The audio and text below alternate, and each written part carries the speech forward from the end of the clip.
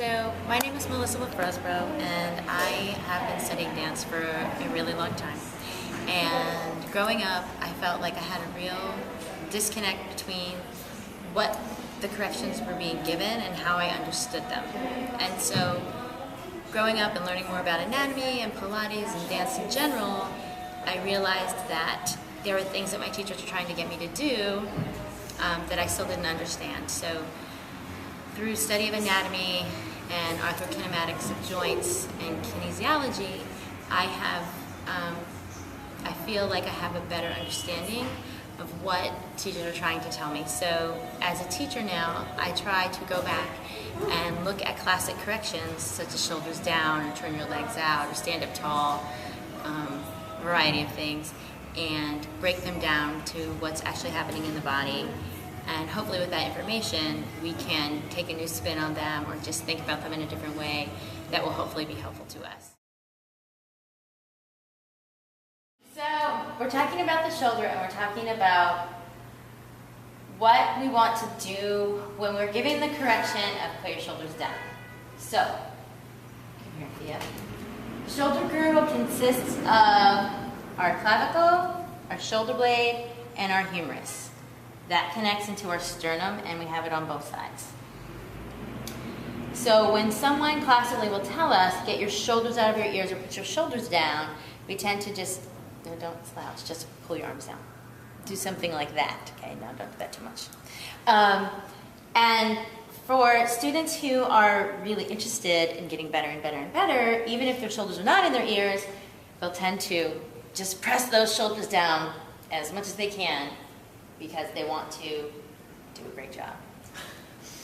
However, it can really impinge on the nerves that come out of the neck, and it also impinges on the movement of the shoulder when we want to go and move our arms. So it might look or feel good when it's pressing down, however, it can really do damage when it comes to starting to move the arms around its face. So go sideways. Yeah. So go ahead and pull your shoulders straight down. The other thing we noticed when we do just push, thinking of shoulder coming from the top, is it also tends to downwardly rotate the scapula. Let your scapula ring out a little bit. Yeah. Don't slouch though. Yeah. So it tends to have these stick out. So like make a first position with your arms for me. Yeah. That. Okay? And so now relax. We're going to really have to fix her when we're done ruining her here. So here's what I think we should think about more when we're given the correction shoulders down. When we are given the correction shoulders down, we need to think about the back edge, and that's our shoulder blade. Our shoulder blade comes around and it hooks underneath our clavicle, but pretty much our shoulder blade's in the back. So when we're given shoulders down, we want to just think about our shoulder blades dropping straight down. We don't want to pinch them together. We just want them to go straight down. Yeah.